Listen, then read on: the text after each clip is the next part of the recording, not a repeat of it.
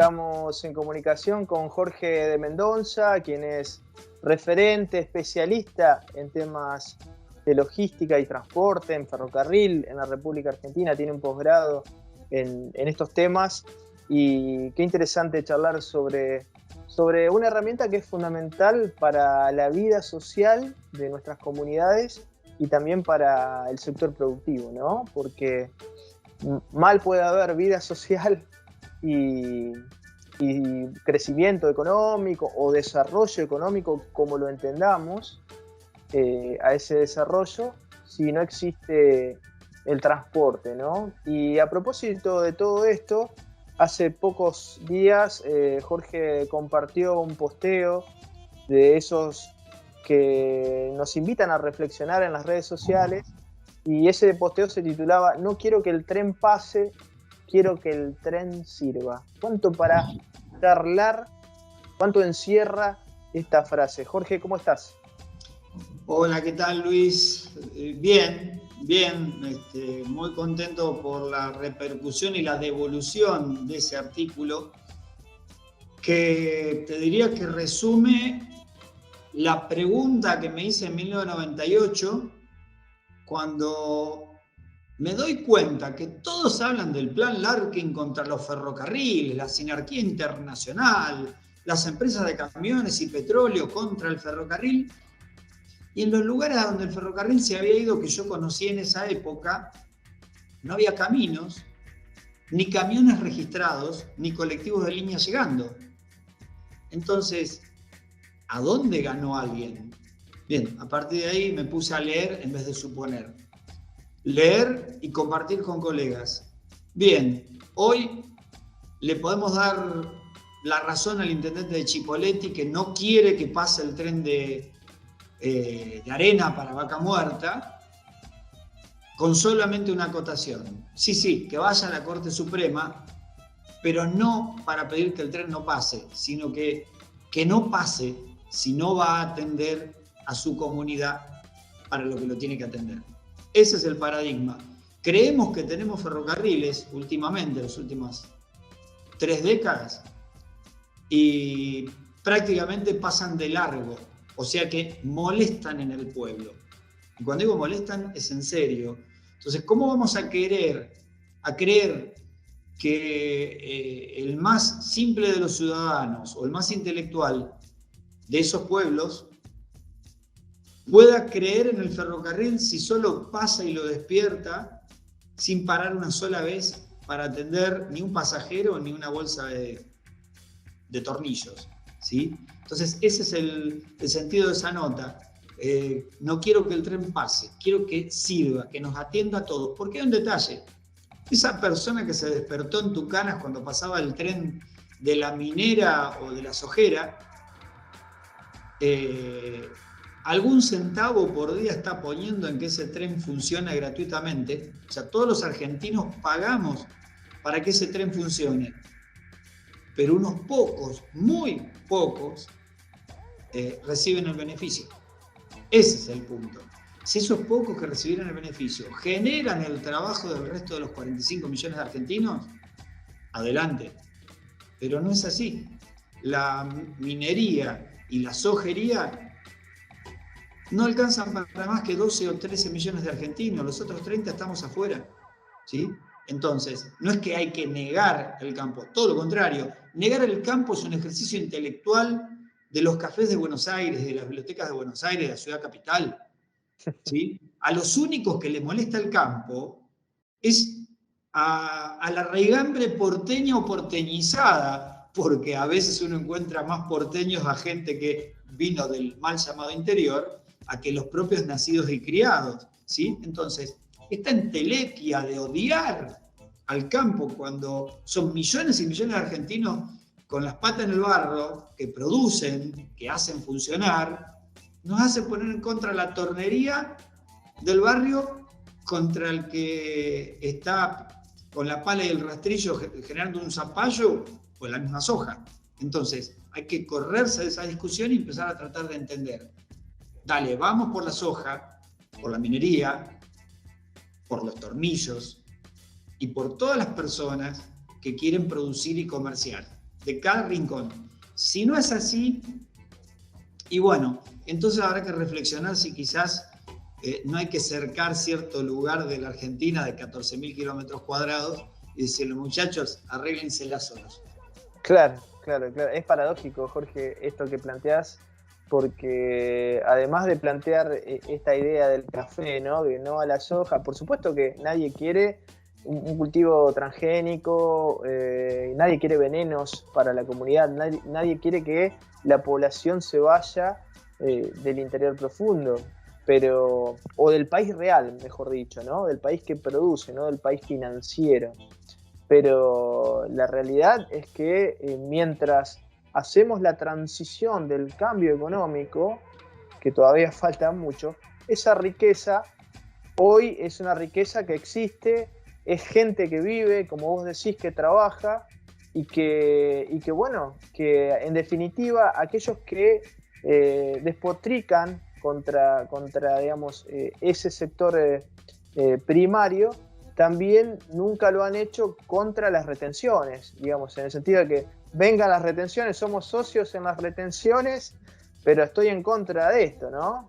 Por lo menos a nivel macro político lo digo, pero el desafío es, por supuesto, salir de los modelos que solo apuntan a 13 o 14 millones de personas y tener una economía integrada con producción, con pymes, y para eso necesitamos otro diseño, un plan estratégico para el transporte que contemple estos cambios, Jorge.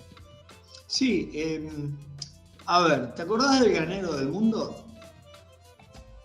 Sí. Sin duda. Era solo el granero de la isla grande de Gran Bretaña. Claro. Yo nunca supe que un barquito fuera India, ¿sí? Siquiera las colonias, ¿está?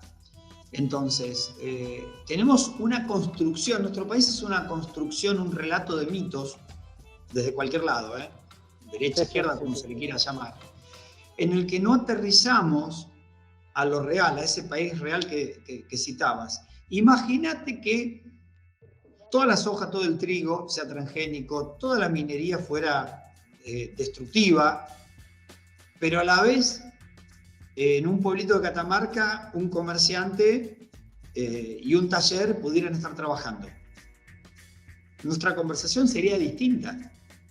Estaríamos discutiendo por hacerlo mejor, pero no como supervivencia. Hoy estamos hablando de supervivencia de más de 2/3 de los argentinos.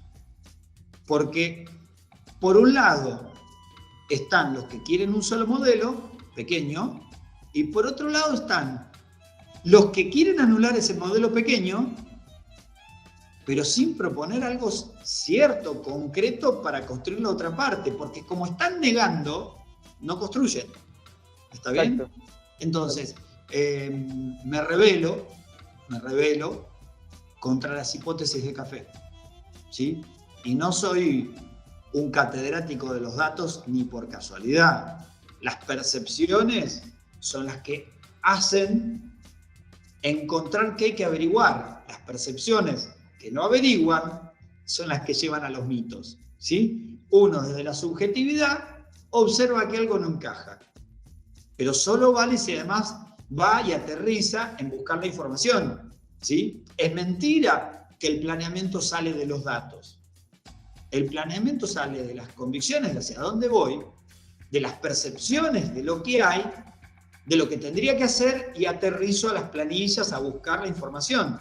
Si yo solo voy a buscar los datos, es el modelo de la ONU Banco Mundialista del 61, en el cual le puso una lupa a cada cosa y determinó que no funcionaba, porque nos amplió el zoom, ¿sí? Bueno, todos nuestros técnicos, los economistas y demás, a ver, la economía no se va a resolver por decisiones macro, ¿sí?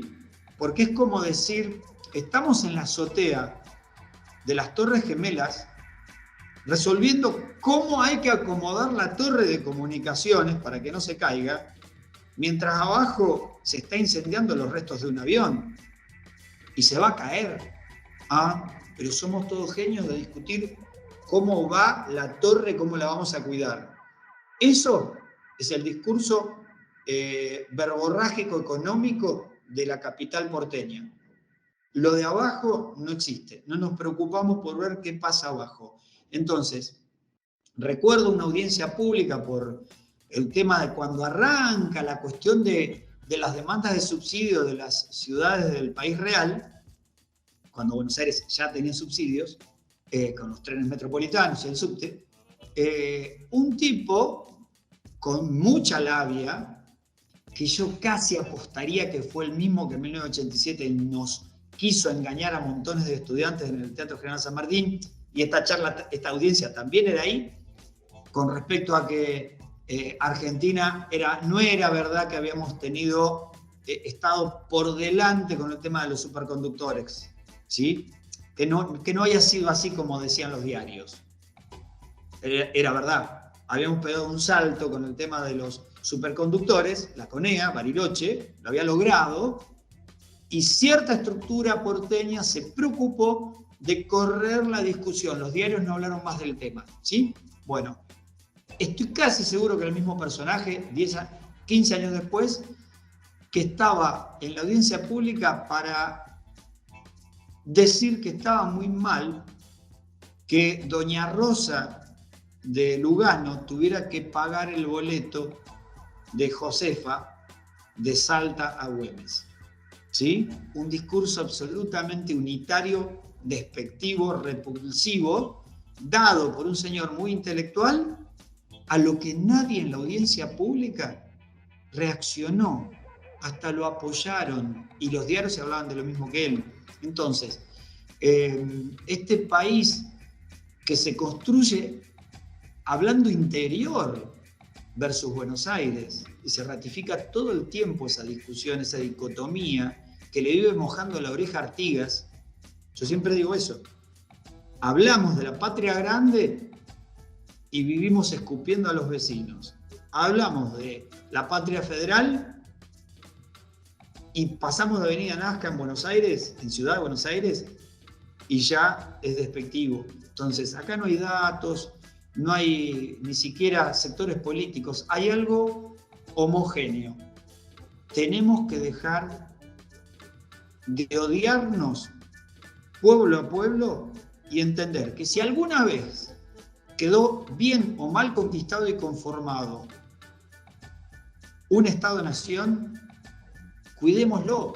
Son pocos los países del mundo que no se están matando entre ellos por, no sé, Santa Fe con Paraná. Son pocas las sociedades en el mundo que son tan adultas de no matarse. Tenemos ese valor. Entonces, si logramos empezar a odiarnos un poco menos y reconocer el trabajo y entender que todos valemos, no Exacto. vamos a ir en ninguna parte. Creo que tenemos ventaja. Lo principal es que tenemos ventaja.